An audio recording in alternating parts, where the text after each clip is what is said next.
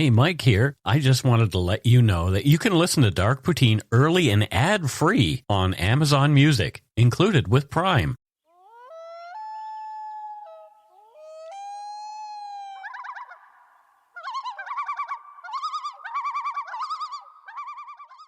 Oh my goodness, after a whole bunch of technical difficulties to get this show going, we're back, and welcome back to Dark Poutine. I'm Mike Brown, your creator and host, and my guest host, Matthew. Hello.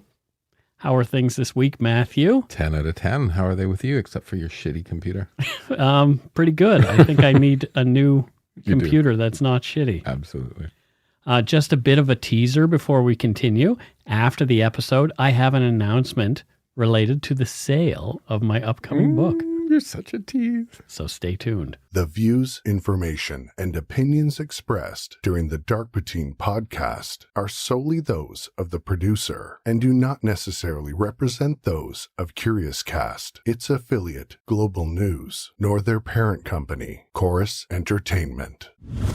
Dark Poutine is not for the faint of heart or squeamish. Our content is often intense, and some listeners may find it disturbing. We're not experts on the topics we present, nor are we journalists. We're two ordinary Canadian schmoes chatting about crime and the dark side of history. Let's get to it. Put on your toque, grab yourself a double-double and an Nanaimo bar. It's time to scarf down some Dark Poutine. This is your brain on poutine. It is. Definitely is.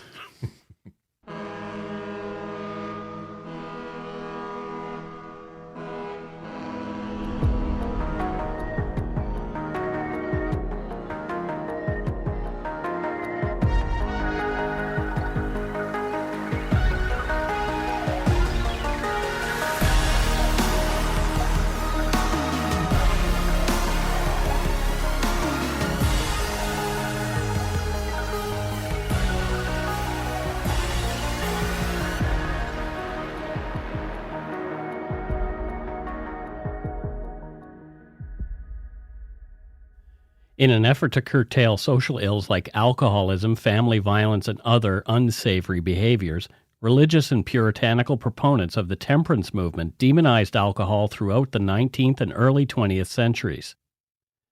After numerous U.S. states had become dry, outlawing the production and sale of alcohol in the years prior, in 1919, the United States ratified the 18th Amendment to their Constitution, which banned the manufacture, sale, or transportation of intoxicating liquors within the country's borders.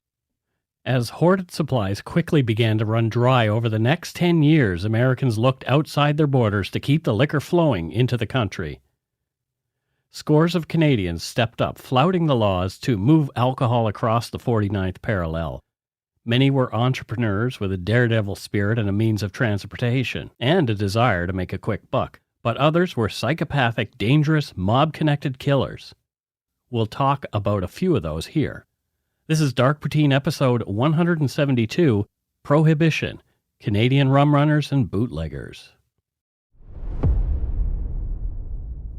According to the mobmuseum.org's interactive website on Prohibition, it was women, many whose husbands and fathers were violently abusive alcoholics, who led the temperance movement, which began early in the 1800s. Quote, women in particular were drawn to temperance in large numbers. Temperance reformers blamed demon rum for corrupting American culture and leading to violence, immorality, and death. The members of the temperance movement celebrated the passing of the 18th Amendment no doubt with a big cup of tea and hearty handshakes. I doubt much hugging was allowed. The National Prohibition Act, informally known as the Volstead Act, was enacted to carry out the intent of the 18th Amendment. The three distinct purposes of the Act were, 1. To prohibit intoxicating beverages such as liquor, beer, and alcohol. 2. To regulate the manufacture, production, use, and sale of high-proof spirits for other than beverage purposes. 3. To ensure an ample supply of alcohol and promote its use in scientific research and development of fuel, dye, and other lawful industries. Before we go too far down the road bashing the United States, calling them a nation of overly conservative, short-sighted, and intolerant people, we have to look in our own backyard. Canada, too, has had its history of alcohol prohibition, some of it during the same period as that of prohibition in the United States. For example, Indigenous peoples in Canada were subject to prohibitory alcohol laws beginning with the Indian Act of 1876 and for more than 100 years afterward. From Robert A. Campbell's Making Sober Citizens, The Legacy of Indigenous Alcohol Regulation in Canada, 1777 to 1985, as published in the Winter 2008 Journal of Canadian Studies, put out by the University of Toronto Press. Quote, from the late 18th century on, the British tried to regulate the sale of alcohol to Aboriginal peoples. Once colonial Canadians acquired responsibility for Aboriginal affairs, they promoted assimilation. Aboriginal peoples would become citizens, but they had to demonstrate sobriety first. The 1876 Indian Act entrenched complete prohibition. Indians could drink only after they ceased to be Indians. After the Second World War, most Aboriginal leaders demanded access to alcohol as part of their campaign for equality without assimilation. Many non-Aboriginal Canadians supported these efforts. Some argued on the basis of justice, while others, ironically, claimed that equal access would promote assimilation. In the 1950s, the federal government began to dismantle Aboriginal liquor prohibition, but the government remained committed to assimilation until the 1970s. By the 1980s, court decisions and the Charter of Rights made Aboriginal-specific liquor legislation untenable, and the federal government transferred that responsibility to band councils. Yeah, you heard that right. The 1980s, not that long ago. According to the Canadian Encyclopedia, quote, the Canada Temperance Act, Scott Act, of 1878 gave local governments the local option to ban the sale of alcohol. In 1915 and 1916, all provinces but Quebec prohibited the sale of alcohol as a patriotic measure during the First World War. End quote. Most provinces repealed their bans in the 1920s, although alcohol was illegal in Prince Edward Island from 1901 to 1948. Again, from the Canadian Encyclopedia, quote, it had been thought that the extension of voting rights to women would sustain prohibition, since it was believed that women were sympathetic to the cause. However, referenda of the 1920s, in which women had the vote, showed consistent decline of support for prohibition.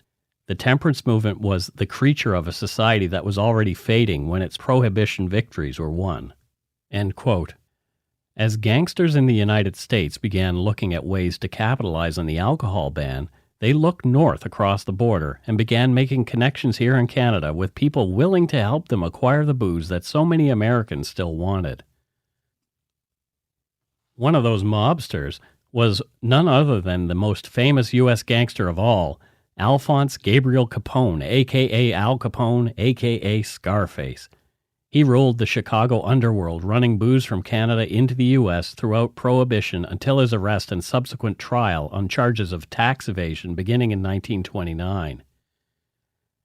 Later on, we'll get more into Al Capone and his top man in Canada, the gangster and whiskey king Rocco Perry, and his partner, his wife, Bessie Starkman.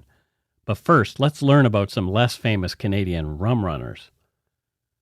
Booze continued to pour into the United States, much of it by boat, from St. Pierre and Miquelon, a French archipelago south of the island of Newfoundland, Europe, the West Indies, and of course Canada. Captain Jack Randell was born on January 1, 1879 in Port Rexton, Newfoundland. Jack was the son of John and Mary Randell. According to NewfoundlandShipwrecks.com, quote, he enlisted in the British Army during the Boer War and returned to Newfoundland after it was over, and became captain of some fishing vessels at Labrador. When World War I began, he enlisted in the Navy, serving in the North Sea and later taking command of a naval patrol fleet as lieutenant commander. He was awarded the Distinguished Service Medal early in the war and later the Croix de Guerre. Service to Queen and country was a family affair. Captain Randell had a sister named Mary Patience who served as a nurse during World War I. After the war, Randell returned to Newfoundland with more medals, having been decorated at Buckingham Palace by King George V himself. Randell saw an opportunity to cash in on his seagoing experience by way of U.S. Prohibition. He returned to sea in 1922, this time as a rum runner, captaining many sailing vessels during his career as a smuggler. From classicboats.org, quote, rum running to the United States was a game of cat and mouse or hide and seek with U.S. Customs and U.S. Coast Guard. If a ship was caught with liquor within the territorial waters, it would be seized along with its cargo. Also during Prohibition, a treaty was signed between Great Britain and the United States to deal with rum runners. End quote. A seasoned, fearless sailor and naval captain, Randell was versed in all the ocean could throw at him, as well as the hidden coves along the coastline, making him a frustrating opponent for any Coast Guard vessel foolhardy enough to give chase.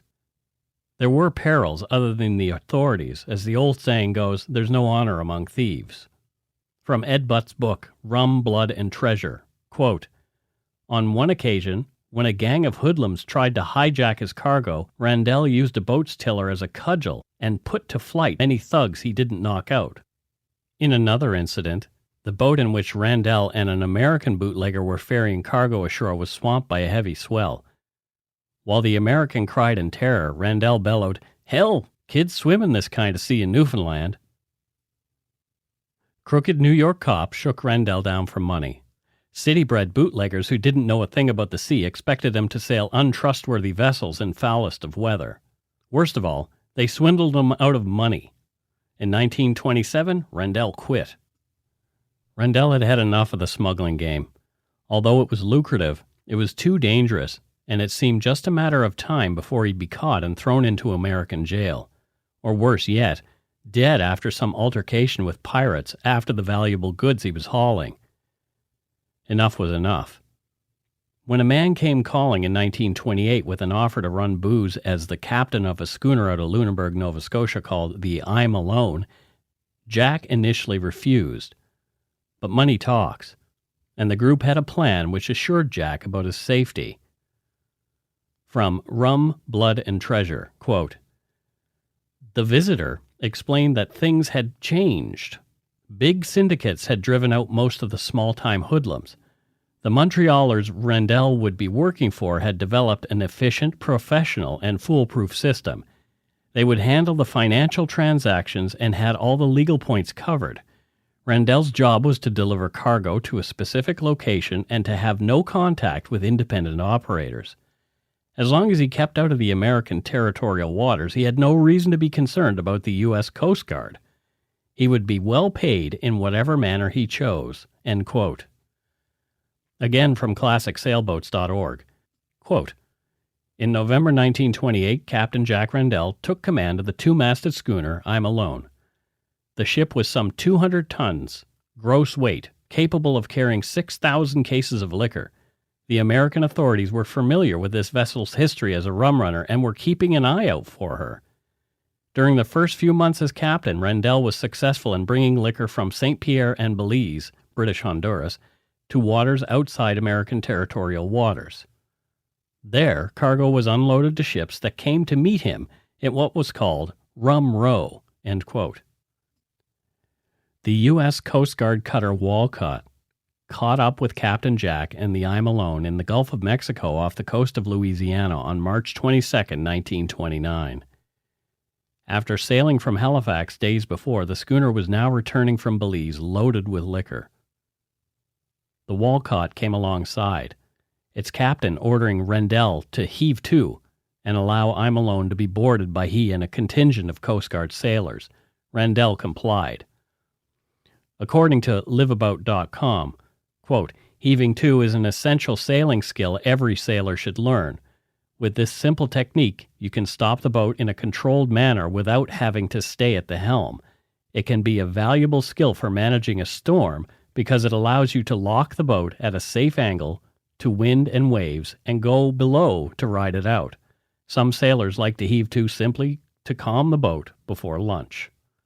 End quote.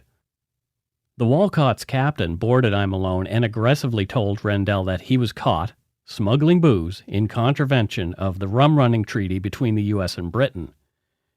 The Coast Guard captain told Randell he would have to surrender I'm Alone. Thanks to Captain Jack's expert knowledge of navigation, he knew where he was and was well aware of maritime laws and that he was outside U.S. waters. The Coast Guard was out of their jurisdiction. The red-faced U.S. captain returned to the Walcott, and Randall simply began to sail away. The Walcott fired on I'm Alone as she sailed off, doing only minor damage to the ship. But now Randall was more determined than ever to escape the Walcott. The Coast Guard cutter kept pace, following I'm Alone for days as she headed out further into the Gulf of Mexico. Another Coast Guard cutter, the Dexter, joined the hunt, and the captain of that cutter also ordered Randall to heave to and allow himself to be boarded. This time, Randall was having none of it. He was in the right, he thought, and was breaking no laws due to his position far out in the Gulf. According to Canadian Geographic, in fact, the boats were a full 321 kilometers offshore, and the U.S. Coast Guard's jurisdiction ended at 19 kilometers from the U.S. coast. It was there that the captain of the Dexter decided to sink I'm Alone. I'm Alone, her captain and crew were fired upon with sailors' rifles first and then mounted machine guns on the Dexter's deck. The schooner was shot up but continued to flee unhindered. Now even more frustrated, the captain of the Dexter then ordered the use of its deck-mounted cannon, firing 4-pounder explosive shells at the waterline of I'm Alone. The schooner was no match for the cannon. Those shots did the trick, tearing massive holes in the schooner that now began to sink by the bow. As I'm Alone slipped below the waters of the Gulf, Captain Randall and his other 7 crew members abandoned ship and swam for it. 7 of the sailors aboard the I'm Alone, including Randall, were picked up and shackled and taken to jail in Louisiana, where they would stand trial. The I'm Alone's French-Canadian bosun, Leon Mengy, was the only casualty that day. He drowned before he could be rescued. The sinking of a Canadian ship by the U.S. Coast Guard created an international incident, and Canada and U.S. relations were tense for some time. According to CanadianGeographic.ca, quote, in 1935, a trial was held and arbitrators from both countries agreed that it was a wrongful sinking. The commissioners of the case concluded that the admittedly intentional sinking of the suspected vessel was not justified, and although the I'm Alone was a rum runner, the act of sinking the ship by officers of the U.S. Coast Guard was an unlawful act. The U.S. was required to formally apologize and, in respect of the wrong, paid the sum of $25,000 to His Majesty's Canadian government. Randall was given $7,906, and Amanda Mengy, wife of the deceased crewman, Leon Mengy, received $10,185 in compensation for her loss. Randall, of course, went back to what he loved and returned to the sea for a time, piloting various vessels but leaving smuggling to other sailors. As ill health caught up with him, he retired in 1941 and died 3 years later. And we'll take a break right here. If you're looking for a smoking gun, I can absolutely guarantee you, you will not find it. In October 2001, a series of letters filled with a deadly powder called anthrax were dropped into the U.S. mail system. What started as an unprecedented case turned into an unsettling mystery. Who sent these deadly letters, and why? From Campside Media and Sony Music Entertainment, I'm Josh Dean, and this is Cover Up Season 4, The Anthrax Threat, available now.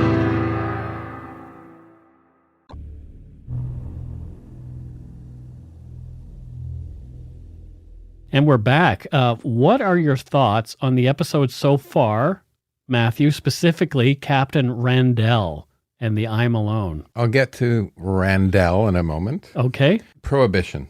Yes. So naive. Right. And so sinister at the same time. Okay. You know, we just actually came out of prohibition for cannabis in Canada in 2018, right? That's and right.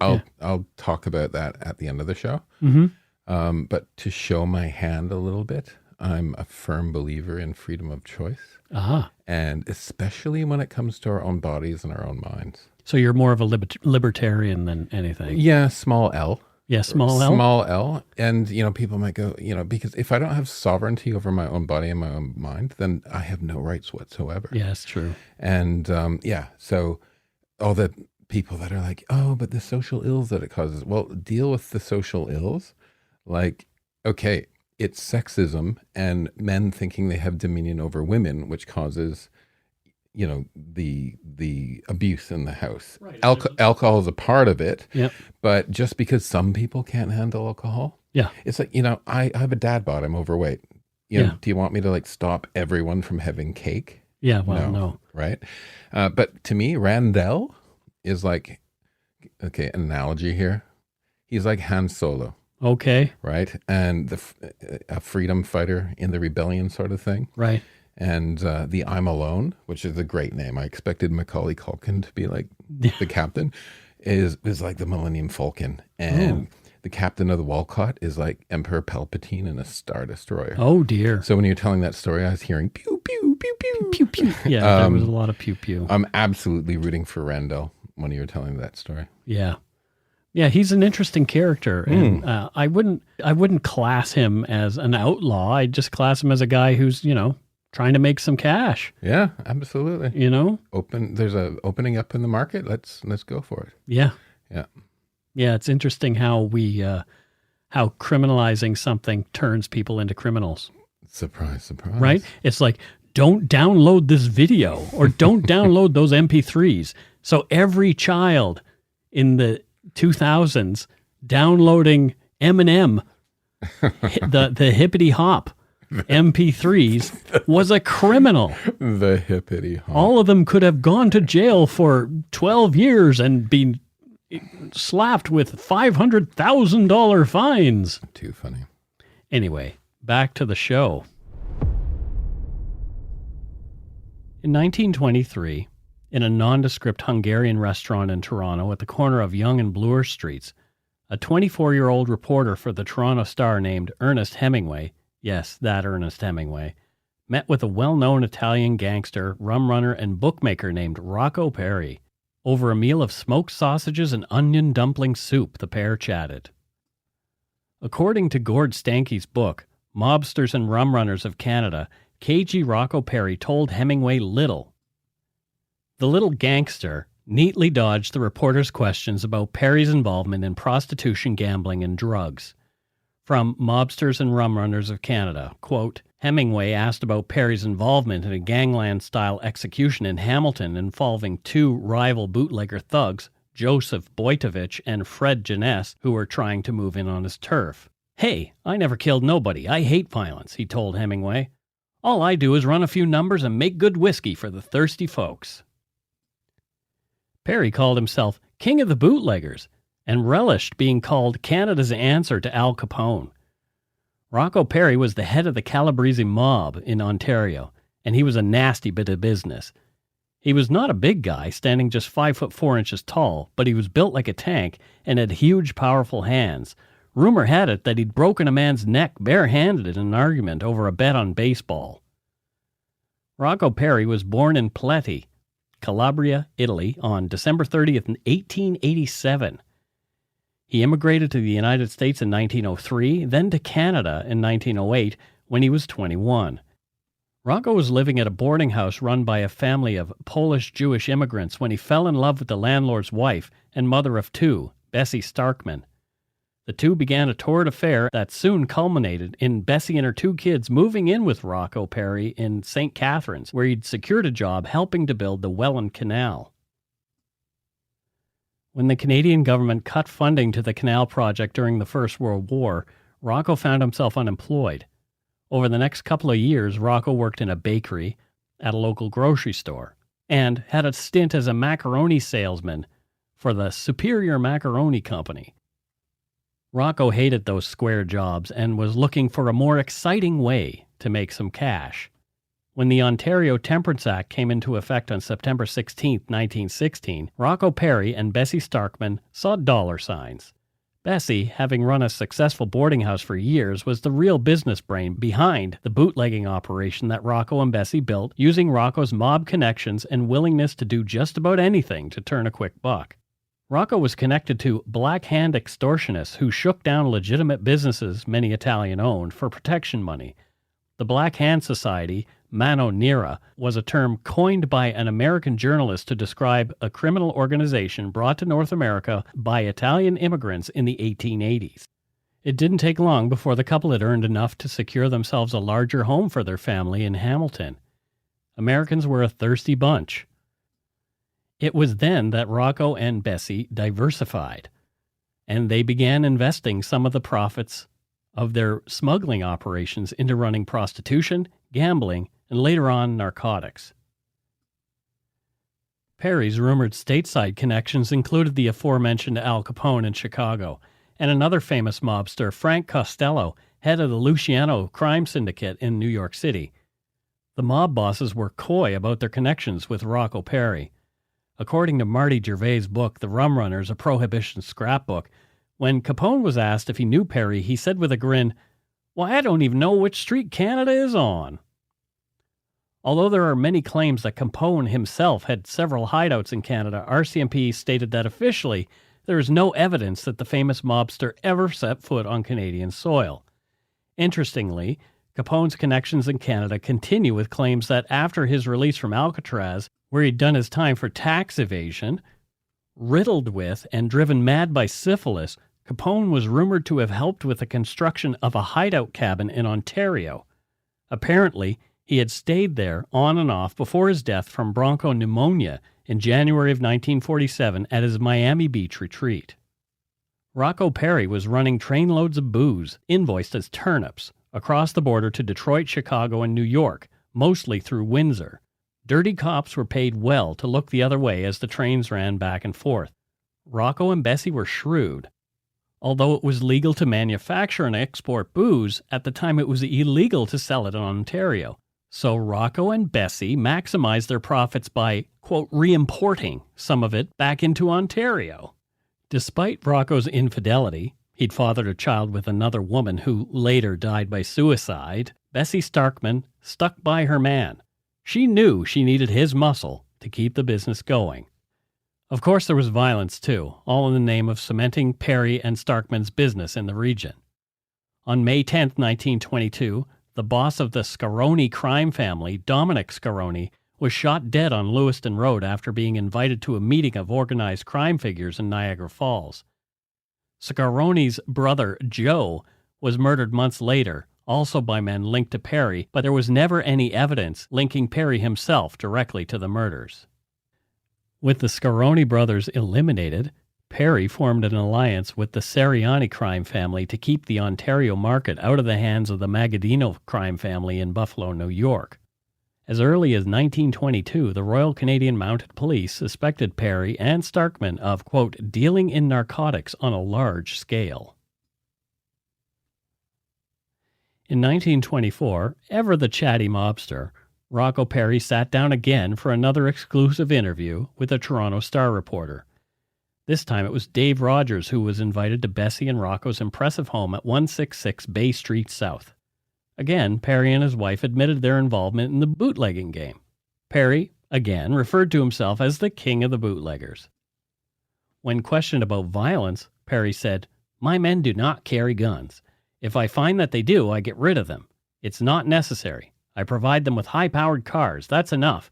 If they cannot run away from the police, it's their own fault. But guns make trouble? My men do not use them." End quote. When pressed about the illegality of smuggling booze and the law, Perry had an answer for that too. He said, quote, "The law? What is the law? They don't want it in the cities. They voted against it. It's forced upon them. It's an unjust law. I have the right to violate it if I can get away with it. I shall do it in my business until I get caught. Am I a criminal because I violate a law that people do not want?" About Perry's code of honor regarding the murder of a fellow human being who had crossed him, Perry said, "I would not kill him. I'd punish him. That is the law of the Italians. We do not go to the police and complain. That is useless. We take the law into our own hands. I would kill a man on a question of honor, but not if he merely informed on me. We believe that we have the right to inflict our own penalties. Sometimes it's necessary to kill a man, but I have never done it, and I don't want to." End quote. From the Wikipedia entry on Perry, quote, "Perry typically shipped his illegal alcohol into the U.S. overland, but also owned a boat for crossing Lake Ontario. He had a limited business relationship with a bootlegger, Ben Kerr, who also owned a home on Bay Street. Kerr was described by some as the king of the Lake Ontario rum runners, Kerr was operating within Perry's territory, but the latter required Kerr to smuggle raw American alcohol into Ontario, and may also have allowed Kerr to sell alcohol in a certain part of New York State in return for payment of a commission. These ventures enabled Kerr to expand his operations and to remain a solid customer of distilleries such as Gooderham and Worts and Corby's. Kerr and his boat, Pollywog, disappeared in February 1929. Weeks later, his body and some wreckage from his boat were found on the shore of Lake Ontario near Colborne. Based on his research, author C.W. Hunt theorized that Perry was likely responsible for Kerr's death, perhaps using his own, more effectively armored boat, the Uncas. Hunt conceded that there were two possible causes: misadventure, a marine accident as stated by the coroner, or an act by the Stodd brothers with their well-armed armored boat." End quote. Perry and Starkman lived a lavish lifestyle. In spite of that, as is common from the era, Rocco Perry and his wife were tax dodgers too, with Rocco paying only $13.30 in income tax in 1926 from his macaroni sales, and Bessie, who claimed Rocco as a dependent, paid $96.43 in spite of having an estimated income of over $1 million per year. That same year, charges were brought against Perry for the deaths of 17 people who'd perished drinking his alcohol, but he managed to wiggle out of that one, getting away scot-free. A side note, thousands of people died during Prohibition from drinking tainted, unregulated alcohol that had been manufactured improperly. The RCMP desperately wanted to put Perry away. In 1927, just like his American counterpart Al Capone, Rocco Perry and his wife were brought up on charges of tax evasion on the cash they'd been earning by way of their various criminal operations. Perry and Starkman testified in another tax evasion case and were later charged with perjury for lying on the stand. In a plea bargain, the charges were dropped against Starkman. Perry served 5 months of a 6-month sentence and was released on September 27, 1928. Charges were brought against Perry again on August 2, 1930, for illegal possession of 10 gallons of liquor, but 9 days later he was acquitted. 11 days after that, tragedy struck and Rocco's worst nightmare came true. Over the past couple of years, as it was looking like the states would soon repeal Prohibition and the heat was on in a big way, the cross-border trade in illegal alcohol began to drop off significantly. Bessie and Rocco looked to greener pastures and began to ramp up the narcotics smuggling and sales branches of their operation. This brought with it more danger and more dangerous characters who were even more willing to kill to corner the market. From the Dictionary of Canadian Biography, quote, "Apparently Bessie was the leader in making deals. In June 1929, with hundreds of dollars in her purse, she showed up at a house in Toronto in the midst of a drug raid by the Royal Canadian Mounted Police. With no other evidence, they released her, but her appearance prompted an undercover operation by Sergeant Frank Zaneth. At one point, she met Zaneth, who was acting as a Chicago drug dealer in a roadhouse. There was no deal, and the operation went nowhere. I guess Bessie was a little more savvy." It was on October 13, 1930, that the partnership of Bessie Starkman and Rocco Perry came to a screeching halt in a hail of gunfire. From biography.ca, quote, "On 13 August 1930, Bessie was killed by shotgun blasts as she and Rocco were leaving the garage of their home. Her funeral on the 17th, the day after the opening in Hamilton of the first British Empire Games, was an unruly scene. Thousands of spectators attempted to break through police lines at the house and later at the small Jewish cemetery south of Hamilton. An investigation by the Ontario Provincial Police concluded that Bessie's arrogance was the probable underlying motive for her murder, but that still left a number of suspects. It was clear that she had angered members of the Perry gang by ordering them around and refusing to pay expenses. 3 theories emerged. She'd been shot by disgruntled members of the gang acting alone. She had broken enough mob customs that Rocco Perry had acquiesced in her murder. And she had reneged on a drug deal with gangsters from Rochester, New York, who had shot her. No arrests were made. Her estate went to Rocco and her 2 married children, Lillian Scheim and Gertrude Maidenberg." End quote. Bessie's life was recounted in the play Bootlegger's Wife that was staged several times during Hamilton's Fringe Festival in 2014. She's also been featured in walking tours on Hamilton's dark history. Prohibition in the U.S. came to an end in 1933. It was repealed by the 21st Amendment to the U.S. Constitution. In the meantime, Rocco Perry had continued on, this time with another woman named Annie Newman. She was helping him with his business, but after Bessie, he never reached the heights he had before his mental and physical health dropped off as sharply as the demand for bootleg booze had when Prohibition was repealed. Between 1937 and 1939, Rocco Perry went legit and turned to running a brewery in Toronto. He still had enemies, though, and 2 attempts were made on his life. On March 20th, 1938, his veranda was destroyed by dynamite that had been placed underneath it. And on November 23rd, a bomb under his car detonated. Perry was not injured in either attempt. Perry was arrested by the Canadian government along with his brother Mike in 1940. The pair were seen as potentially dangerous enemy aliens with alleged connections to Benito Mussolini's fascist regime. With many other Italians suspected of similar leanings, Rocco and his brother were sent to Camp Petawawa as part of the Italian-Canadian internment during the Second World War. They were released from the internment camp in October of 1943 and returned to Toronto. Perry had fallen far when he was last seen alive in Toronto on April 23, 1944. He'd been working as a doorman at a local theater. Speculation was that Perry had been murdered and dumped into the bay in Hamilton wearing some variant of cement shoes, finally paying some unknown debt. He'd made some enemies with long memories. In 1992, evidence into Perry's disappearance was uncovered by mafia expert Antonio Nicasso.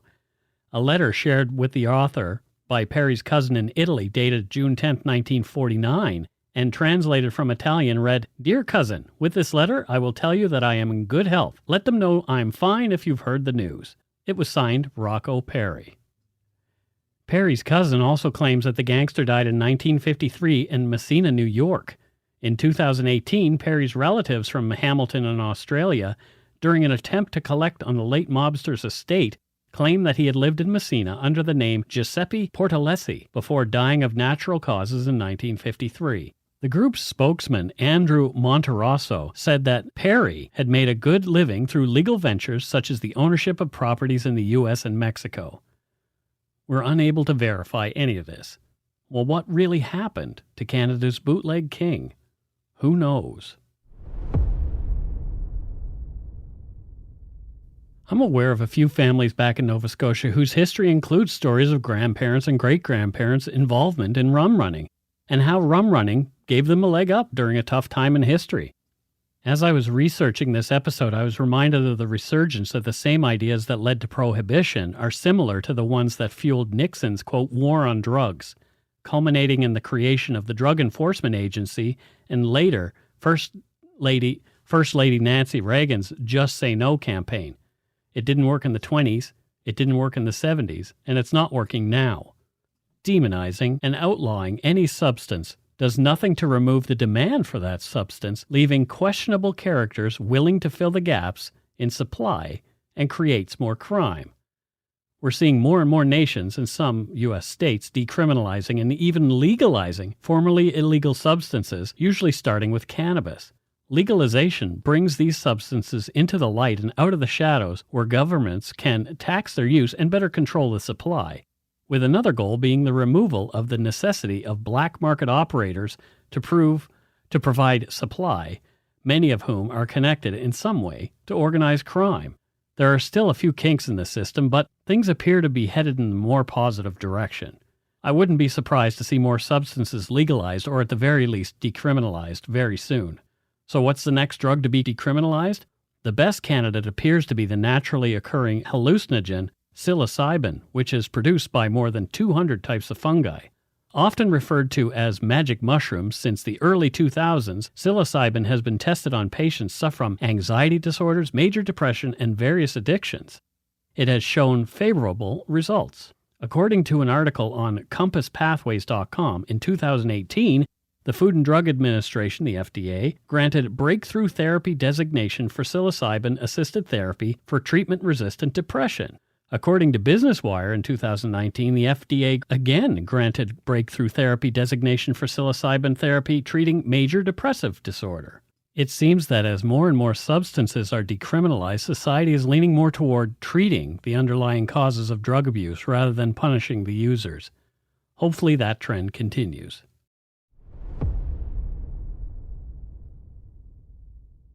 And that's it for Dark Poutine episode 172, Prohibition, Canadian Rum Runners, and Bootleggers. So what are your thoughts, Matthew? We've now heard about Randell, Captain Jack Randell, and now Perry. Rocco Perry and Yeah. Bessie Starkman. So if Randall was Han Solo, Yeah, Perry was like Jabba the Hutt. totally. I think what's interesting is both of these stories sort of shows what happens, like you said, when you try to make something illegal. Mm-hmm. But my belief is that the real culprits, the real bad guys, were our own governments. Yeah. You know me, Mike, right? And you know that I think generally that we are governed by the least of us. Yeah. And before anyone in the audience gets their knickers in the knot, I'm bipartisan in my disdain for government. Right. It's on both sides. Yeah. And I've actually done a number of speeches across Canada about this very subject. Oh, interesting. So let me take you through a few key facts about prohibition of cannabis. Fair enough. Let's do that. Okay, so you might know, but as early as like 4000 BC onwards, cannabis was used in societies all over the world. Yep. Take it all the way up to the early 1900s. You could actually buy cannabis out of the Sears or the Eaton's catalogs. Right. Yep. And then came the 100-Year War. Okay. So about 1920. Yep. So there was this huge anti-cannabis backlash that started in North America. Mm-hmm. It was rooted in racism, disestablishmentarianism, anti-disestablishmentarianism, conservatism, and puritanism. Okay. Right? Yep. So have you heard of Emily Murphy? No. So some of our listeners might know Emily Murphy as a women's rights activist and judge. Okay. But she was also a raging racist. So she wrote a book called The Black Candle. Oh, no. And in it, she says, aliens of color have formed a drug syndicate called The Ring to bring about the downfall of the white race. Oh, boy. She was so influential that in 1923, with no debate in Parliament, Canada became one of the first countries to actually criminalize cannabis. We did it before America. Wow. And then in the 1920s onwards, there was an increasing cultural influence, especially with jazz and swing, by African Americans. And the plant was then defined as a, quote, black problem, leveraging racist ideas of the other as less than the good white Americans. Wow. In 1938, Harry Anslinger, he was the commissioner for the American Federal Bureau of Narcotics in a speech to Congress. And yes, this was a speech in Congress that has been recorded, written, where he successfully got Congress to make cannabis illegal, said, and I quote, there are 100,000 total marijuana smokers in the U.S., most of them Negroes, Hispanics, Filipinos, and entertainers. Their satanic music, jazz and swing, result from marijuana use. This marijuana causes white women to seek sexual relations with Negroes, entertainers, and any others. And he goes on with language that I'm not going to use. Yeah, let's not. For not to offend my friends. So even the word marijuana was leveraged to be fear-mongering words. So in the 1940s, many Mexican workers went up to the U.S. to help with a labor shortage at the time. Yep. And during this period of time, cannabis was replaced by the Spanish word marijuana by detractors and government officials to make it sound more foreign and to help represent Mexicans as drug-fueled thieves, killers, and rapists. Wow. 1970 Bad hombres, as Donald Trump refers to them. And actually, the Canadian Cannabis Act uses the word marijuana disdainfully throughout. In 1972, in Canada, the Dane Commission under Pierre Trudeau came out in favor of amending legislation, but just really kind of slightly softened regulations. But in June 1971, you mentioned this, the USA went the other way. Yeah. Nixon officially declared the war on drugs, stating that drugs are public enemy number one and formed the DEA. Yeah. But listen to this. So in a 1994 interview, so it wasn't a war on drugs, it was a culture war. 1994 interview, Nixon's domestic policy chief, John Ehrlichman, who actually implemented all of this, said, and I quote, "We knew we couldn't make it illegal to be either against the war or blacks, but by getting the public to associate the hippies and blacks with marijuana and then criminalizing it heavily, we could disrupt those communities, we could arrest their leaders, raid their homes, break up their meetings, and vilify them night after night on the evening news. Did we know we were lying about drugs? Of course we did." Wow. 1980s and 90s, you mentioned this, the Reagans, right? Just Say No. Just Say No. Fronted by Nancy and the Girl Scouts of America. That's right. Seemingly wholesome, but backed by hugely expanded and militarized DEA with billions in funding. Right. So the war on drugs really was a war on cannabis. 90% of all arrests were cannabis related. Mm-hmm. So it wasn't cocaine, it wasn't heroin. 90% of the war on drugs was cannabis. And the war on drugs was actually a war on blacks. Black people are 4 times more likely to be arrested and convicted on cannabis charges than whites. Yeah. Canada was no much better. It was 3 times. Yep. So what happened was in the 2000s and 2010s, the internet and social media started empowering people, increasing news coverage of potential use of cannabis for medical use to make it made cannabis more benign. People became tired of the war, the economic toll, the lives lost through the ever-increasingly harsh sentencing, and people became aware of the racial imbalance. So in Canada, medical use was legalized in 2001, and on October 17th, 2018, Canada officially congratulated drugs on winning the war on drugs.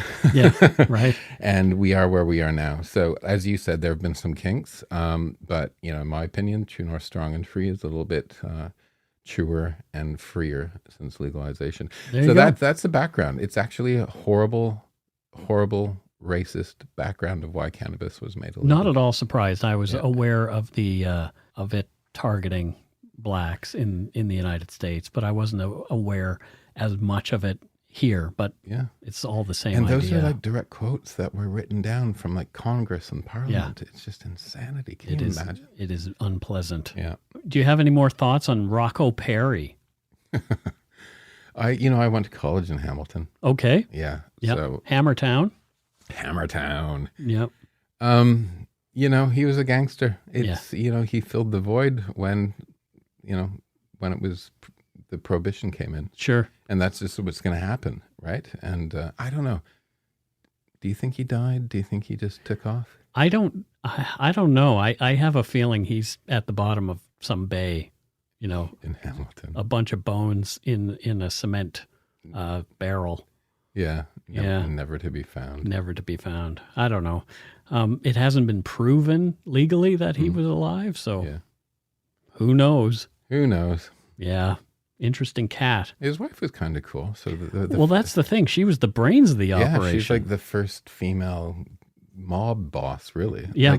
I think it's funny. She was really the mob boss more than he was. She definitely was. I mean, he was the muscle, right? Yeah.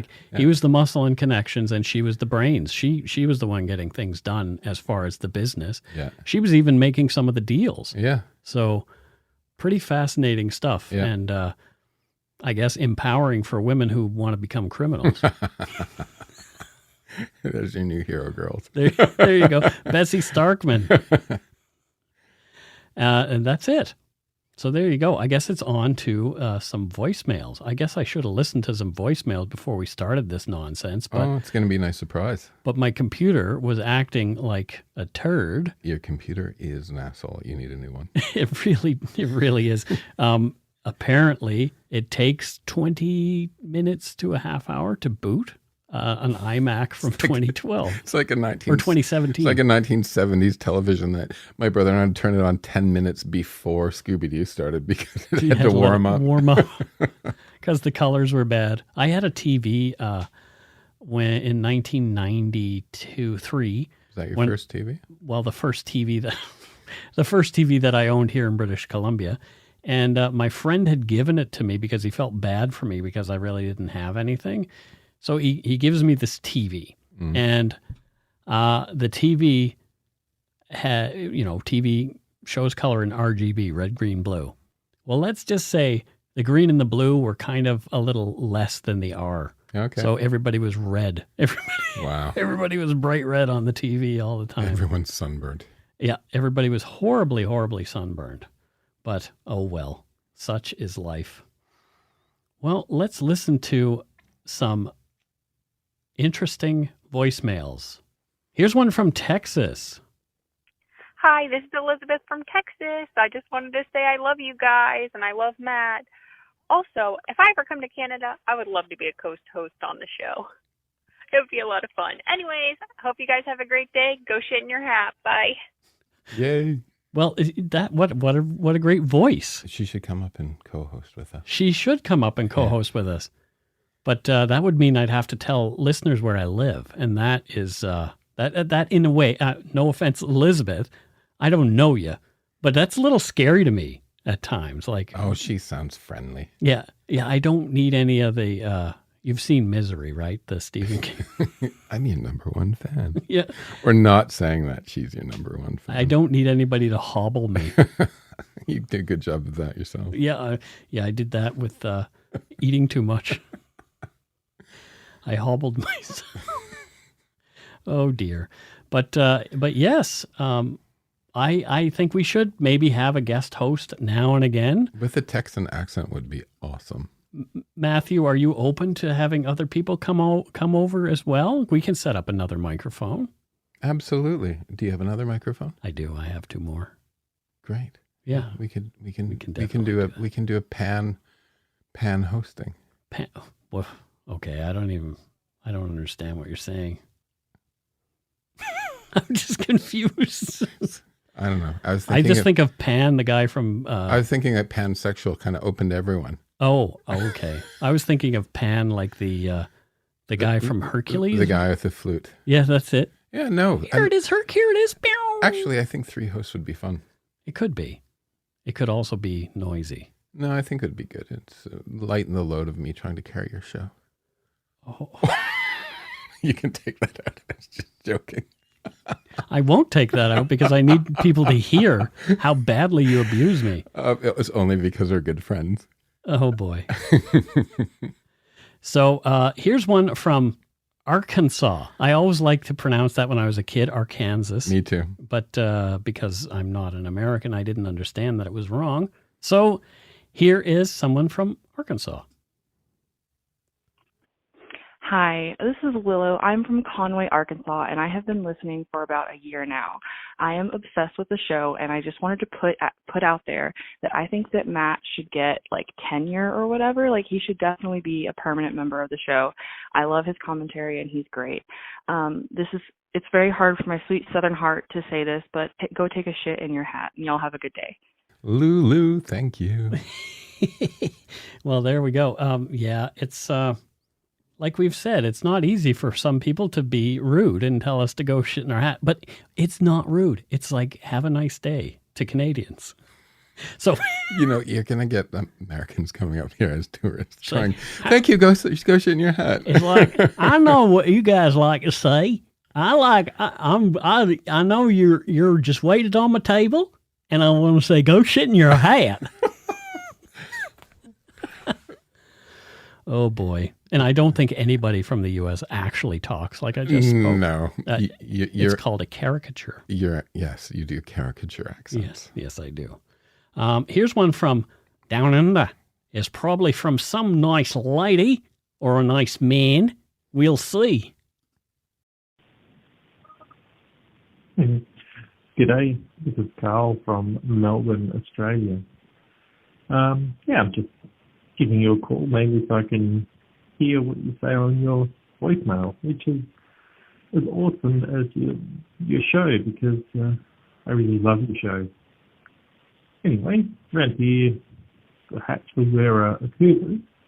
I can't find anything that rhymes with that, but anyway, go take a shit in your curtain. Cheers. So there you go. I want to go to Melbourne. I want to go to Melbourne too. I hear it's the design capital of Australia. Oh, well, there you go. That's the place for you. And for me, actually. I love design. A lot of artists in Melbourne, from what I was told. Melbourne. Interesting, Melbourne. Well, there you go. That's it for voicemails. You can leave us one at 1-877-327-5786 or 1-877-DARK-PTN. If your call stands out, you might hear it on the show. So before we continue, before we move on, at the beginning of the show, I mentioned that I have a little bit of an announcement to make. And that announcement is... Your book. My book. We're ready to reveal the title, the cover, and the release date for my book. So, the name of the book is Murder, Madness, and Mayhem. 25 Tales of True Crime and Dark History. And it's available this November from HarperCollins. I'll have a link where you can go and see the cover for yourself, and we'll be revealing the cover on social media as well, so you'll see it there. But they did some cute little videos. HarperCollins did some cute little videos for the different platforms that we're going to be sharing that on, and they included some audio in it. So let's play the audio of the cover reveal that you will see online on various social media channels Monday, the day that this is released.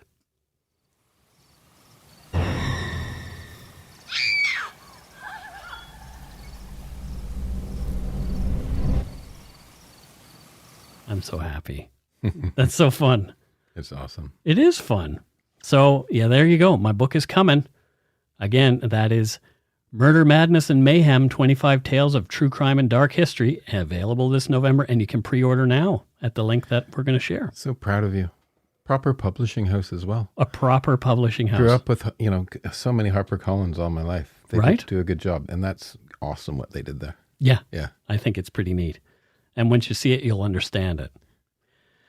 So there you go. It is time to move on to Patreon. Because people are patrons of the show, and we love them. We do. We love people who aren't patrons of the show, but we love anyone who will listen to us. Go on. Go on and on. So first up, we have a prime minister, a new prime minister of Dark Poutine, Gail Parker from Abilene, Texas. Hello, Gail. Gail Parker from Abilene, Texas. Stopping there. Yeah, I'm sure people will be like, I don't sound like that. Thank you, Gail. No, I sound like that. I'm not saying Gail sounds like that. I'm welcoming her. Okay. Heartily. So what does Gail do there in Abilene, Texas? She is a stable master. Okay, what kind of a stable of what? Horses. Oh, there you go. Yeah, because there's lots of horses in Texas. And cowboys to ride them. And cowgirls. Cow people. Cow persons. It would be cow them. It would be so cool to just work with horses all day, wouldn't it? It really would. Yeah. Horses scare me a little bit because they're so large and they tend to be skittish. When I was a kid, I wanted to take riding lessons and we couldn't afford it. So I became a stable boy in lieu of getting paid, and I got to ride horses. Riding lessons. Well, that's nice. Yeah. There you go. Next up we have from Jefferson City, Missouri. Okay. Jennifer King. Hello, Jennifer King. Thank you. And what does Jennifer King do there in Jefferson City? I think Jefferson City was one of those shoot-'em-up cowboy places too, if I remember correctly. Okay. I don't know. I'm just making things up. She's a futurist. What does she futurize? Well, anything really. She looks for signs and everything, right? Mm-hmm. And she knows that the future is already here. It's just not yet evenly distributed. Right. Yeah. Okay. Interesting. Yeah. And so there's what does she think is on the horizon besides that crappy looking electric truck from Tesla? Well, she called Uber. Okay. She knew that Uber and all of these other sort of because of eBay. She looked at eBay and she thought all that eBay has done is essentially created a system where you can trust strangers to sell you stuff, right? And so she called, Uber Eats, all the order things where you give people ratings. Sure. So she totally called that. She hasn't told me what she sees coming. Of course not, because she wants to invest in it. Yeah, some of it's makes sense. Some of it's negative, I'm sure, with the news that's happening. Well, yeah. Let's prevent people from voting in places. So she should call us and tell us like the good things coming up in the future. I like the good things. Yeah. Good things are good. Yeah. Next we have Era McCall, and she is from good old Toronto, Ontario. Toronto, the Big Smoke. The Big Smoke, Yeah. Toronto. Mm-hmm. What, isn't it Hogtown as well? Yeah, Hogtown as well. Yeah. Why Hogtown? Because pigs. Probably, I would assume that there was a big auction place and the farmers from southwestern Ontario took there. Yeah. Yeah. And so what does Era do? She is a computer repair person who you need. But she repairs Macs specifically. She repairs Macs, and can you please call Mike and get his computer repaired? Before anybody slags me for having a Mac and not a PC, I have PCs as well. Oh, yeah, it's a little bit of there's tribalism there, isn't there? Yeah, people are very weird about that, but I am, I play on both sides of the fence. No, you don't. No, I kind of don't. Well, thank you, Era. And what does she do there in... I just told you. Oh, yeah, you did. I remember what you said. Computer repair person. Next up, we have Phoebe Weber. And I don't know where Phoebe is from. But Phoebe, what a great name. That is Phoebe Weber in totality is a fantastic name. It rolls off the tongue. Phoebe is from Vitebsk, Belarus. Okay. Right. And did she have to do with the Ryan airplane that was nothing like that. So Vitebsk is in the northeast of Belarus. Yes. Kind of equidistant between Riga and Moscow. We've never said the word equidistant on this show. Okay, before, well, there you go. It's equidistant. And did you know that Vitebsk, Belarus is actually the hometown of Marc Chagall? Wow. And there's a Marc Chagall museum there, and she runs the Marc Chagall Museum. Well, thank you, Phoebe, for your contribution to the arts. Yes. Well, and preservation of her name sounds like she has something to do with the arts, actually. Phoebe. This is Phoebe Weber for the Marc Chagall Museum. Yes. Yeah, well, there you go. Thanks, Phoebe. Thanks, Phoebes. Well, you're very familiar with her. Next, we have Rebecca W. And I don't know where Rebecca's from either. Rebecca is from Selangor, Malaysia. Okay. It's just outside of Kuala Lumpur. Okay. And it's famous for the Batu Caves, which is a Hindu temple built in caves. Oh, cool. And have you ever been there? I have never. Okay. I have been to Paris. And that's there's 272 steps that go up to the caves. Okay. And these monkeys line the steps, and I'm not kidding. They're little bastards. They steal shit from the tourists. So you have had stuff stolen from my bottle of water. Oh. But they take sunglasses, cameras, and she's a monkey trainer. So she's she essentially they're her monkeys, and she makes a living by selling on the stuff that they steal. Well, there you go. Yeah. That's awesome. It's a great. Thank you. Thank you so much, Rebecca W. Next, we have Megan Pataski. Hello, Megan. And Megan is from Calgary, Alberta. Calgary. I love Calgary. Do you? Yeah. I like it. It's okay. I don't know. I was doing work for the Calgary Theatre a couple of years ago. I don't know Calgary that well. So I really got involved in knowing like the arts community in Calgary. And whenever I went, I had a good time. Well, there you go. Yeah. And what does Megan do? Does she work at the Arts Theatre in Calgary? No, she's a naval officer. Well, that's pretty interesting, seeing as Calgary is landlocked. So is there Navy boats on the Bow River there? Is that what's they put them on trains and then take them. So it's like the Railroad Navy. Well, that's very creative, Matthew. I didn't know that there was such a thing. The Railroad Navy. Well, thank you very much, Megan, for protecting. Thanks, Megan. For protecting the prairies on your Railroad Navy ship. And give my love to Calgary, please. There you go. Alina Bothan. Hello, Alina. And I don't know where Alina is from, so that's interesting. She's from Monrovia, Liberia. Wow. Okay. And what does Alina do there in Monrovia? Well, she's retired now, but she was the press secretary for Ellen Johnson Sirleaf. Okay. Have you ever heard about Ellen Johnson Sirleaf? No. Amazing woman. Okay. She's president until 2018. She's the first elected female head of state in the entire continent. Wow. And she pulled the country out of war and did a lot of good things. So Good for her. Yeah. Sometimes, it takes a bit of a change to make some changes. Oh, yeah. Yeah. Yeah. Well, thank you so much, Alina. Next up, we have Helena Tenhuve. And Helena is from Whitehorse in Yukon Territories. Cool. Whitehorse. Whitehorse. And what does Helena do there in Whitehorse? Why is it called Whitehorse? Probably because there's a white horse at some point. She tests childproof packaging. Yeah. For what specific products? It's a real job. So for example. Yeah. I'm in the cannabis business. Yes. My cannabis packaging has to be given to something like 60 kids under 12. And if less than something like 10% of them can open it, it's childproof. We get certification that it's childproof. And the other 10% get high. I guess so. That would be horrible. It's a gift. Don't know if you can get high from just chewing on a bud or something. But, it's important. But yeah, when I first learned about this, I thought it was amazing. So she actually does and, she does it for, medicines and all kinds of other things as well. Well, there you go. Yep. How about that? Yeah. She runs a daycare and this is like a side job because the kids are there, right? So. Wow. That's great. Thanks, Helena. Next up, we have Gail Hunter. And Gail is from Victoria, British Columbia, just a ferry ride away. I can see the island from my window. Yeah. That really sucks. Yeah. It's got to suck, the view there. So I will wave at you when I get home tonight. There you go.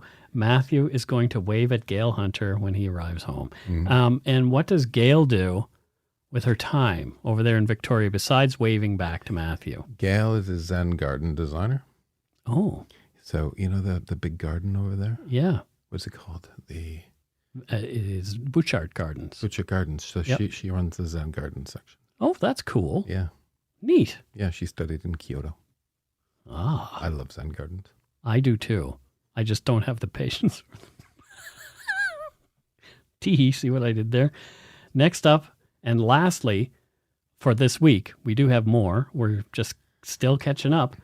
We have Lindsay Lesage. Lindsay Lesage. And Lindsay Lesage. Unsure where Lindsay is from. Lindsay is from Lindsay, Ontario. Okay. And what does Lindsay do in Lindsay? She's a park ranger. Okay. She parks Range Rovers for wealthy people. Wow. Yeah. So I didn't know that was a job. Yeah, park ranger. So there you go. Thank you, everybody. Thank you so much to all our patrons, past and present. And future. Hey, maybe a friend who's a futurist can tell us who the future Patreons will be. Maybe. I forgot we have to do donut money donors. Donuts. Donuts. Go nuts for donuts. We had donuts earlier. Matthew brought donuts. Proper ones. Proper donuts. And they were yum, yum, yum. So first up we have from Katrina Hockey. Someone's last name is Hockey. I don't know if that's a real last name, but that is kind of cool. Katrina Hockey. Yeah. And she says, thanks for an amazing true crime podcast. I was born and raised in Nova Scotia and moved to Maine as an adult. I love having true crime podcast with a Canadian host. I love the maritime accent. Sloppy kissed from your dark poutine barnyard friend, Vito. Best wishes from Vito's mom, Katrina. Well, thanks, Katrina. Thanks, Katrina. That's great. And what does Katrina do there in Maine besides get sloppy kisses from Vito? She also works on Murder, She Wrote. What? Yeah, anyone from Maine works on Murder, She Wrote. Oh, okay. Even though it was filmed in California. Right. Yeah. Maybe she's a consultant about the things in Maine. Yeah. Yeah. She's the Maine consultant. Oh, boo. I see what you did there. Oh, it cracked me up. Our friend Harry Sims. Hello, Harry Sims. Good friend Harry Sims from California says, I heard you're going through a little financial pinch, so I thought I'd share some abundance. Love the show. As we would say in NorCal, take a steamy in steamy in your beanie. Take a steamy in your beanie. So there you go. Well, thank you, Harry. Thanks, Harry. Harry is a great guy. He and I have had a few chats, sort of off the beaten path. And right. Yeah, he's a really good egg. Became a new dad throughout the pandemic. Wow. So yeah. Thanks, Harry. Thanks, Harry. Much appreciated. And our final Donut Money donor this week is Nicole Tweddle. And Nicole says, "Hi, M&M." Oh, wow. Ooh, we're the M&M meat shop. M&M. I just had to send some donut money after you had me nearly spitting out my coffee the other week with Matthew's DP comment.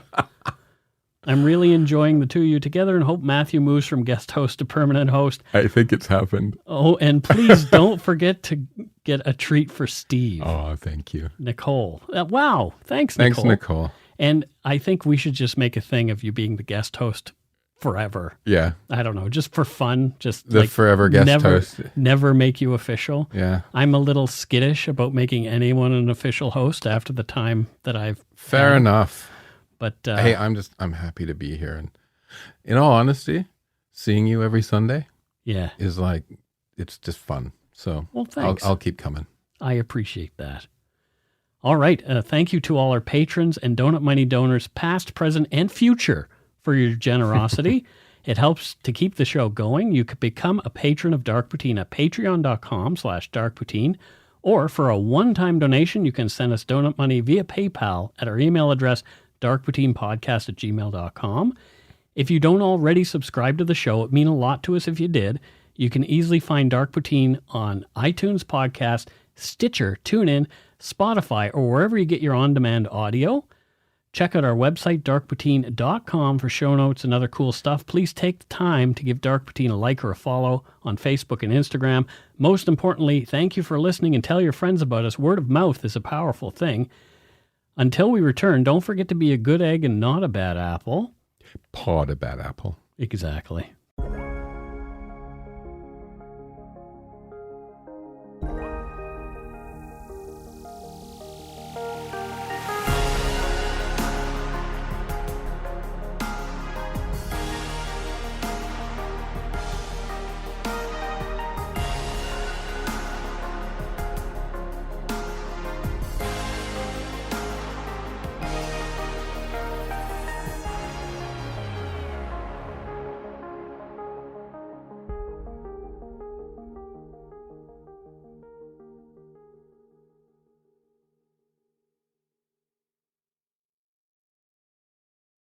I said to my parents, don't trust her. I wouldn't listen. Every family has a secret. Joy Delaney, mother of 4, has gone missing. From the author of Big Little Lies comes a chilling new mystery to W.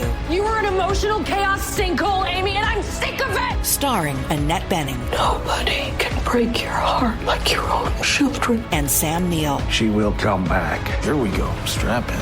Apples Never Fall. All new Thursdays, only on W. Stream on Stack TV.